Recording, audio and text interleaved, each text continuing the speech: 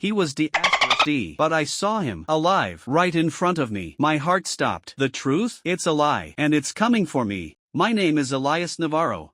I'm 30 years old and I buried my father 2 weeks ago. I wish I could say I cried.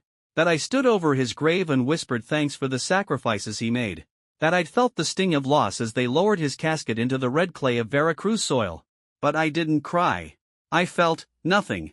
Because that man, Miguel Navarro, chose someone else to be his son. And it wasn't me. Growing up in Jalco, a gritty village tucked between mountains and ruins, I was known as the Shadow Boy. Not because I was quiet, though I was, but because I lived in the shadow of my cousin Mateo. Mateo was everything my father wanted in a son. Charismatic, athletic, golden-skinned with sun-bleached hair and that smug, perfect smile that made older women giggle and men slap his back like he was already a king. Only he wasn't his son. I was. But my mother died giving birth to me, sliced open on a bloody operating table in the only clinic within 50 miles, and my father never forgave me for it. Instead, he raised Mateo like royalty. My Aunt Rosa died in childbirth too, but unlike my mother, she wasn't loved. She was tolerated. And when she was gone, Miguel took Mateo in for the good of the family, or so the villagers whispered.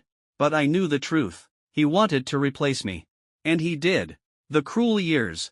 From age 6, I became the house servant, scrubbing floors while Mateo got piano lessons, fetching firewood while he played soccer with the town's elite boys.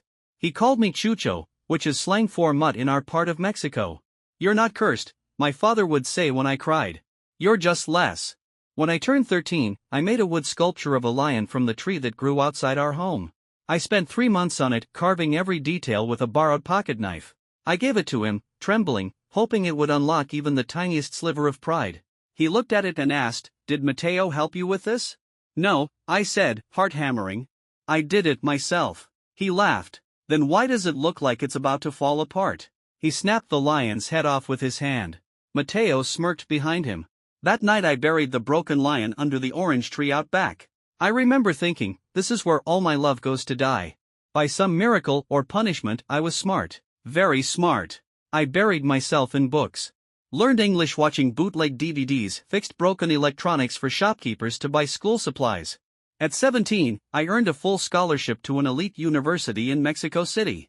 When I brought the acceptance letter to my father, he read it once, then passed it to Mateo. "Too bad you're not going," he said flatly. "What?" "We've decided Mateo will take the scholarship instead." I stared at him like he'd just stabbed me with a kitchen knife. "But, it's my name on the letter. How can you?" Miguel shrugged. "Nobody in the city knows your face. Mateo will say he's you. He's more presentable. He'll do more with it." "You're asking me to disappear," I said, voice shaking. "I'm telling you it's already done," he said, and walked away. Mateo looked over his shoulder as he left. "Don't worry, Chucho. I'll tell them you're dead." That night, I stole what little money I had stashed under the floorboards, packed a single bag, and slipped out before dawn. I didn't have a plan, just a single burning thought. They buried my future. I'll burn their legacy. I worked construction in Tijuana, slept on rooftops in Puebla, lived off stale tortillas and bus station coffee. Every peso I earned went toward my real goal, tracking Mateo's progress. I followed his fake identity like a ghost, his college transcripts, social media photos of him in suits pretending to be me, dating upper-class girls, getting job offers. And then, the bombshell. Mateo was applying for a U.S. business visa, in my name. That's when I realized he wasn't just playing pretend. He was stealing my life. And it was time I took it back. I created a second identity under the name Emilio Vargas and got a job at a shipping firm in Merida. Over time, I rose to become a logistics supervisor, then regional manager. I taught myself everything I could: finance, law, computers, and people. And after 4 years of patience, precision, and cold planning, I acquired controlling shares in the very company Mateo was trying to partner with. The night he arrived at the company gala in his custom suit, ready to give his pitch, he walked into the boardroom and saw me at the head of the table. His face dropped like a stone. "Hello, Mateo," I said, with a smile that cut like wire. Or should I say, "Elias?" He opened his mouth, but I beat him to it. "You see, you can't be me anymore. I've reclaimed my name, my degree, my history, everything you stole. And now, I own the deal you came begging for." His voice cracked. "You don't understand." I stood. "No, Mateo. You don't. But you will." And then he died. A week later. Found in a hotel bathtub. No signs of struggle. No bruises. No suicide note. Just dead. The autopsy ruled it a heart condition undiagnosed. Sudden. Clean. But I know better. Because that morning, before the news broke, I received an envelope. Inside it was a single item. The lion's head sat on my desk for 2 days before I touched it. I didn't need confirmation. It was mine. The same one I carved under a mango tree with bleeding fingers and a dull blade at 13. The same one my father shattered like it was nothing. And now, here it was again. Clean. Polished. Restored. How? Who had it? Mateo was dead. And I hadn't told anyone about that lion, not one soul. I was still staring at the lion when my office phone rang. Unknown number. I let it go to voicemail. 30 seconds later, my cell buzzed. Same number. I answered. No words, just the crackle of static. Then a woman's voice, hushed and trembling. He's not dead, Elias. Not really. They just made it look that way. Like they did with your mother. I shot to my feet, knocking my chair over. Who is this? Click. Deadline. I didn't sleep that night. I sat up scrolling old photographs, trying to find anyone who matched that voice. It wasn't my aunt. Not Rosa.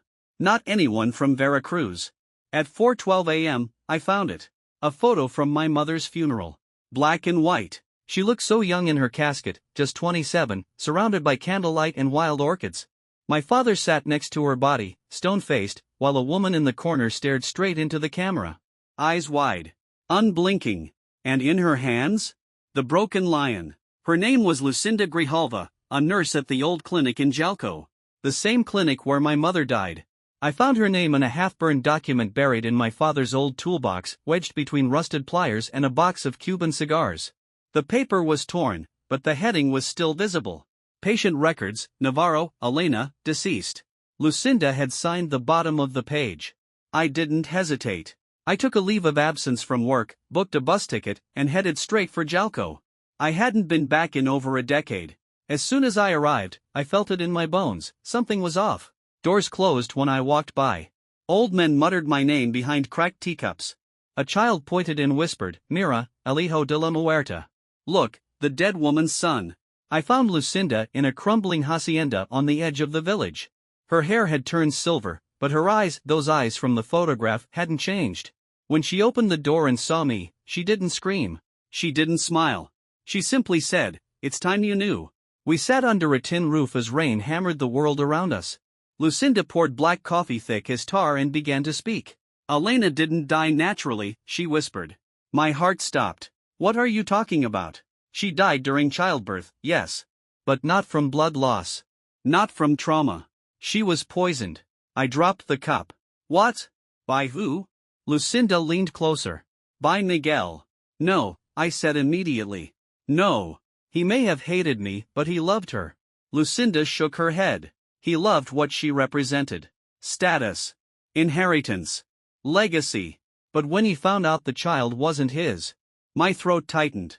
"You're lying. She came to me 3 days before the birth," Lucinda said. "Told me she had fallen in love with another man. A traveler. A doctor from Guatemala who had passed through Jalco. She was going to leave. She asked me to help her disappear after the baby was born." Tears welled up in my eyes.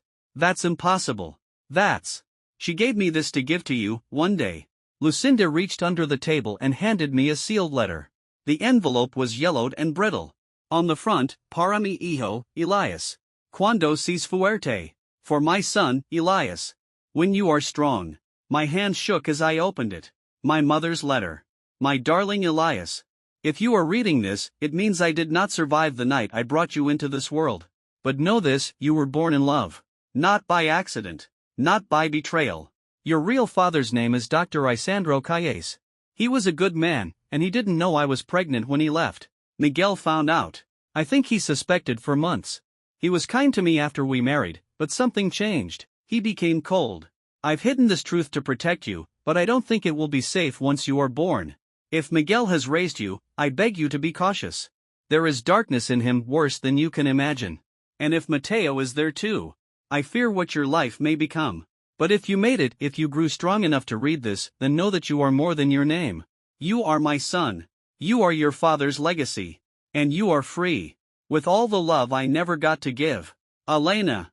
I stared at the letter for a long time, too stunned to cry. My entire life had been a lie. I wasn't Miguel's son. I wasn't Mateo's cousin. I was a stranger. An outsider. An orphaned heir to a legacy of murder. The grave that wasn't. I left Lucinda's house and went straight to the town cemetery. Mateo's tombstone was already carved, Mateo Navarro, beloved son and leader. I stood there, hands in my pockets, just staring. Then something strange caught my eye. Fresh soil. Not settled. Like the grave had been dug up and filled again very recently. And that's when I heard a voice behind me. He's not here.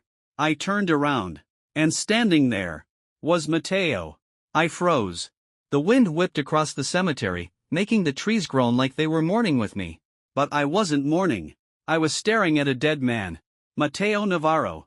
Alive. Standing in front of his own grave. He was thinner. Dark circles framed his eyes. And yet, that smug, signature smirk still curled at the corner of his lips. Nice suit, Elias, he said. Looks expensive. Hope the cost of becoming me was worth it. I didn't respond. My hands clenched so tightly my nails dug into my palms. You're supposed to be dead, I finally said. He laughed. So are you. If Miguel had gotten his way. We sat in silence at a local dive bar. Mateo led me to a crumbling place where the beer was warm, and the music was older than both of us. I half expected the walls to bleed secrets. Mateo ordered mezcal and finally spoke. Miguel was never planning to give you your life back. When he learned I flunked out of university, lost the investment, and torched his retirement, he lost it. I blinked. So he tried to kill you? He didn't try. He did. Mateo unbuttoned his shirt, revealing a puckered scar just under his ribs. He stabbed me. In the middle of the night. Said I was a disgrace. That I'd ruined everything. I felt sick. How the hell are you alive? He grinned. Lucinda. Turns out Lucinda had kept tabs on us both. She was the one who found Mateo bleeding out near the mango grove and dragged him back to her shack. She stitched him up, hid him, fed him soup with her trembling hands. Why? I asked her that days later when I went back. She just said, I couldn't save your mother. But I could save the boy who carried her guilt. That sentence shattered something in me. Because I had spent my life hating Mateo for being chosen, for being Miguel's favorite, for stealing everything I deserved. But the truth was, he was a pawn too. Just a shinier one. The letter from Miguel. The day after Mateo and I reunited, I received a FedEx package at my apartment. Inside, an envelope with Miguel's handwriting. No return address. Inside the envelope? A flash drive. I stared at it for hours before plugging it into my laptop. It was a single video file. Titled simply, Confession.mp4. Miguel sat in the video wearing the old white guayabera he wore to weddings and funerals. His eyes were bloodshot. There was a bottle of tequila beside him, half empty. He didn't start with a greeting. Just this. I never wanted a son. Especially not her son. My blood ran cold. Elena lied to me. Said the baby was mine. I believed her, even though she started smiling more after that bastard doctor came to town. When she told me she wanted to leave, I snapped. I poisoned her prenatal vitamins. Just a little, every day. Enough to make her weak. Enough to make her die in childbirth without suspicion. I stood, screaming at the screen. But he kept talking. Then came Elias. The walking stain of her betrayal. I should have smothered you in the crib, but I'm a coward. I let you live. But I made sure you suffered. He poured a drink. Shaking. Mateo was supposed to be my redemption. The perfect son. He had her eyes, even though he wasn't hers. I gave him everything. And he ruined it. He looked into the camera. By the time you see this, I'll probably be dead. I want you to know something, Elias. He leaned in. You win. But you're winning the ashes of a broken name. Navarro means nothing now. The screen cut to black. The fire. 2 nights later, the Navarro estate caught fire. Arson. The main house was reduced to smoldering rubble. And Miguel's body was found inside, clutching a photograph of Elena. I don't know if it was suicide. Or if someone helped him die. But he was gone. The man who ruined me then died clutching the face of the woman he destroyed. In an absurd twist, Miguel left everything to me in his will. Not Mateo. Not the foundation he'd built. Not the mayor he'd bribed. Me. But the estate was burned. The stocks were worthless. The family name was scorched earth. All that remained? Secrets. The final revelation. Mateo and I stood in the ruins, ash sticking to our shoes. I expected hatred, bitterness, maybe even a punch. Instead, he said, "You know, we're both bastards. Just different kinds." I looked at him. "What are you going to do?" He reached into his pocket and handed me a photo. It was of a child. A little girl. "Elisa," he said. "My daughter. She's 6. Lives in Guadalajara. I haven't seen her since the scandal." I blinked. "You're a father?" He nodded. "It's the only thing I haven't screwed up. Yet." Then he said something I didn't expect. "Come meet her." I almost didn't go. When Mateo handed me the photo of Elisa, his daughter, my instincts screamed trap. After everything we'd endured, the lies, the rivalry, the shadow of Miguel Navarro looming over us, how could I trust him? But something about the photo rooted me in place. Her eyes. They were exactly like mine. Not Miguel's. Mine. So I packed a bag, got on the next bus to Guadalajara, and stepped into the one thing I swore I'd never allow in my life again: family. Mateo met me outside a modest apartment complex in the outskirts of the city. No guards, no mansion. Just weathered brick and the smell of someone's burnt tamales drifting through the air. "I rent here under a fake name," he said, his face drawn. "Some people think I'm dead. Let's keep it that way." We went up to the 3rd floor. He knocked 3 times, short, long, short. The door opened. She was tiny. Long black hair, tied in 2 uneven ponytails. Wearing a faded pink shirt that read Hija del Sol. "Daughter of the sun." She looked at me and tilted her head. "Quien esl?" she asked. "Who's he?" Mateo knelt beside her. "Elisa, this is your uncle Elias." She stared at me for a moment, then extended a hand like a tiny CEO. "Mucho gusto," she said. "Nice to meet you." I laughed. This little girl had no idea she just cracked the last frozen piece of my heart. That night, after Elisa fell asleep watching old cartoons, Mateo handed me something that made my stomach twist. A small glass vial filled with dark red powder. I blinked. "What the hell is this?" He hesitated. "Something I found in Miguel's old safe, hidden behind a false panel in the library." I unscrewed the top and recoiled. The smell was pungent, metallic, ancient. "Lucinda says it's curare," Mateo said. "Poison from the Amazon. Used in the old wars. Supposedly it paralyzes your body but leaves your mind awake. You feel everything. Can't move. Can't scream." My chest went tight. "You think he used this on her?" "I think he kept it in case she left." There was a silence between us. Heavy. Grim. "Elias," Mateo said, his voice low, "I think Miguel was part of something bigger. I found letters, some sealed, some written in code. Mentions of a council of the Hollow Branch. Names I didn't recognize. But every one of them linked to people who disappeared over the years." He pulled out a burned photo. It showed 5 men in suits around a table. All shadowed except one. Miguel Navarro. His face turned toward the camera. Smiling. The man with the black tooth. The next day, I went back to Lucinda. I showed her the vial. She flinched the moment she saw it. "You shouldn't have brought that here," she hissed. "What is it?" She glanced around, then pulled the curtains shut. "That poison was made by a man named Ignacio Barron. Locals called him El Diente Negro. The Black Tooth. Sounds like a damn villain," I muttered. Lucinda's eyes narrowed. "He was worse. He ran a circle of power elites, politicians, landowners. They believed they were above justice. Used poison, blackmail, even murder to keep control." "And Miguel?" I asked. "He was their apprentice. Their enforcer." I felt the weight of it crush my lungs. "My father was a killer." "No," she corrected. "Your stepfather. Your real father, Isandro, tried to expose them. That's why he vanished. That's why Elena died."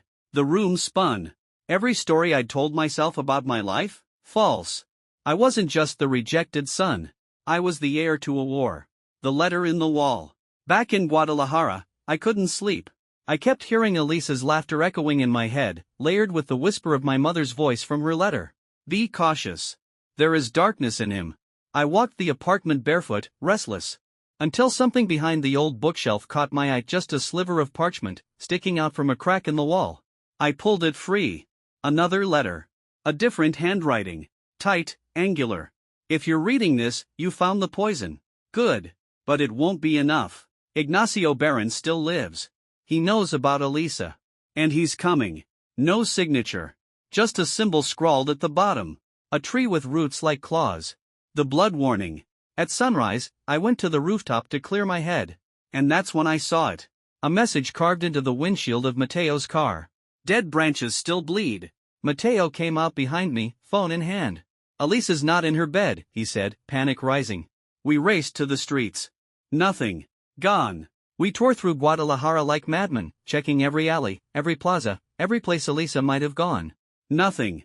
No witnesses. No signs of struggle. Just a pink shoelace outside the complex gate, tangled in the weeds. I held it in my palm. Still warm from the sun. Mateo was unraveling fast. He screamed her name into the streets until his voice cracked and crumbled. Who would take her? He shouted. I already knew the answer. The symbol. The warning. The poison. It all pointed back to one man. Ignacio Barron. El Diente Negro. I did what Miguel never imagined I would do. I followed the paper trail. Secret property deeds. Bank accounts hidden under shell corporations. Dead names. One led me to a private estate in the Chiapas highlands, an abandoned cocoa plantation swallowed by jungle. The Navarro family once owned it. But according to Lucinda, it was now the final branch of the Hollow Council. And that's where they took Elisa. Into the maw. The plantation wasn't just abandoned. It was waiting. Every tree felt like an eye. The wind carried whispers through the vines. We moved in silence, knives strapped to our thighs, the lion head vial of poison in my pocket. I didn't know if we'd get a chance to use it. But I brought it anyway. The main house loomed ahead, decayed, yet strangely alive. When we breached the gate, the first thing I heard was crying. From the basement. The theater of monsters. Elisa sat on a wooden chair, unharmed, but not alone. Behind her, a wall lined with portraits. Men in suits. Women with medals. All smiling with cold, dead eyes. The Hollow Council. And in the center? Ignacio Barron. 80 years old. Thin. Gray. One black tooth glinted in the dim light like obsidian. You must be the bastard son, he said to me, calm as a sermon. And the disgrace, he added, nodding at Mateo. Fitting that you've come to witness your lineage's end. You mean yours, I growled. Ignacio smiled. You think killing me ends this? Navarro isn't just a name. It's a tree. Cut one branch, 10 more grow. The world needs men like us. Shadows. Secrets. I'm done living in the shadow, I said, stepping forward. He raised a pistol. I didn't flinch. But Mateo did. The shot. The sound cracked the air like thunder. I fell to my knees, certain I'd been hit. But the bullet didn't hit me. It hit Mateo. Right in the gut. He looked at me, blood soaking his shirt. And for once, there was no smirk. Only peace. I had to be worth something, he whispered, collapsing. Ignacio turned the gun on Elisa. But that's when I moved. The lion's bite. I lunged, grabbing the lion head vial from my pocket and driving it into Ignacio's neck like a blade. The glass shattered, powder spraying everywhere. He inhaled. His mouth froze. Eyes widened. He dropped the gun. And then, he fell, twitching, screaming silently, every nerve in his body screaming in a language his mouth could no longer speak. He died in minutes. But those minutes must have felt like years. Aftermath. I carried Elisa out of that place in my arms, her head buried in my shoulder, whispering, "You came back." "I always will," I said. Mateo died before the medics arrived. In his pocket, they found a photo. Me and him. Aged 7 and 8, covered in mud, smiling like idiots. On the back, he'd written, "You deserved better, hermano. I'm sorry I couldn't be it. But I'll buy your redemption with my blood." That was 3 months ago. The plantation burned. All of it. Lucinda disappeared. I think she knew her purpose was fulfilled. The Hollow Council, what was left of it, scattered. Power without a center rots fast. I changed my last name. Elisa and I live in Oaxaca now. A quiet house. A lemon tree in the yard. She draws lions in her notebooks. Strong ones. With broken heads glued back on. Sometimes I still dream of Miguel. Of Mateo. Of a different childhood that never came to be. But when Elisa curls up next to me and says, "Tell me a story," I start like this. Once, there was a boy made from shadows. But he found his light in a girl who called him uncle. And for the first time in my life, I believe in the ending.